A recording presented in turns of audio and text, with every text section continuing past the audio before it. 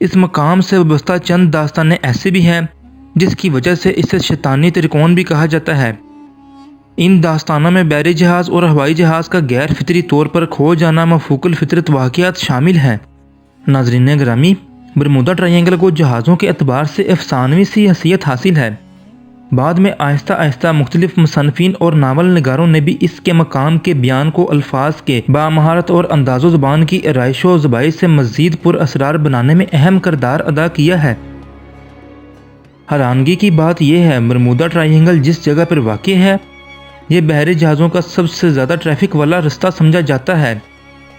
नाज़रीन गिरामी, कहा जाता है कि यहाँ पैरानॉर्मल यानी जिन्नों और भूतों जैसे वाक़यात पेश आते रहते हैं और ये भी कहा गया है कि यहाँ खलाई मखलूक भी देखी गई है।